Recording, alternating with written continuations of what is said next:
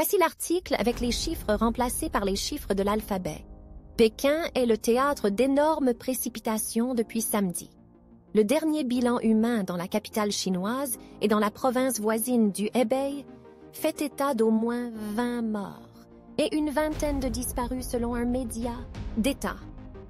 Pékin et ses environs sont frappés depuis plusieurs jours par des pluies diluviennes et des inondations.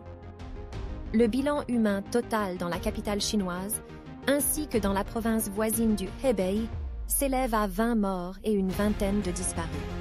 Le typhon Doksuri, rétrogradé en tempête, balaie la Chine du sud-est vers le nord depuis vendredi, date à laquelle il a touché la province du Fujian, est, après avoir frappé les Philippines voisines. Des pluies torrentielles ont commencé à s'abattre sur la région samedi. En 40 heures seulement, la capitale a vu tomber l'équivalent des précipitations moyennes de tout un mois de juillet. Pour Pékin, les fortes pluies ont au moins fait 11 morts et 27 disparus, a indiqué mardi la télévision étatique CCTV, qui cite les autorités municipales chargées de la lutte contre les inondations. 6 précipitations ont fait au moins 9 morts et 6 disparus dans la province du Hebei, voisine de la capitale Pékin, a indiqué mardi un média d'État. Une étude est en cours pour établir le montant des pertes économiques causées par la catastrophe, a précisé la télévision publique CCTV.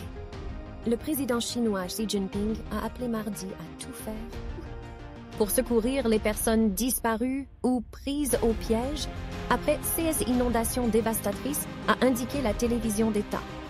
Tout doit être fait pour trouver et sauver les personnes portées disparues ou prises au piège, a souligné Xi Jinping, dont les propos ont été rapportés par CCTV.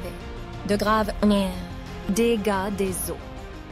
Avec 4 hélicoptères, un groupe de 26 militaires a acheminé mardi matin à Mantougou nourriture, eau, couverture ou encore vêtements de pluie à des voyageurs dont les trains ont été bloqués en raison des intempéries, selon CCTV. Les districts montagneux de l'ouest de la capitale, ainsi que d'autres endroits de Pékin, ont subi de graves dégâts des eaux, qui ont notamment provoqué le blocage de 3 trains en transit et le blocage total de la circulation routière dans certaines zones, a souligné la chaîne.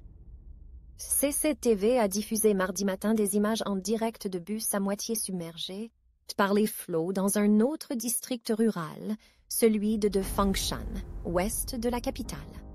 Environ 150 000 foyers de Mantougou n'ont plus accès à l'eau courante et les autorités y ont dépêché 45 camions-citernes pour assurer un approvisionnement d'urgence, a indiqué mardi le quotidien de Pékin, un journal officiel. Les médias chinois ont publié lundi des images de scènes chaotiques dans des trains à grande vitesse, certains bloqués sur les voies pendant 30 heures, avec des passagers qui se plaignaient d'être à court de nourriture et d'eau. Des conditions météorologiques extrêmes. En Chine, cet été, Pékin et la province voisine du Hebei, nord, ont été placés en état d'alerte rouge pour les précipitations et les risques géologiques, avec un danger de crue soudaine et de glissement de terrain.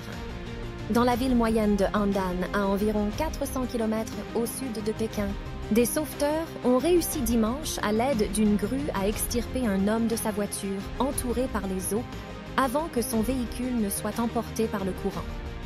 La Chine connaît des conditions météorologiques extrêmes et des températures records cet été. Des événements qui, selon des scientifiques, sont exacerbés par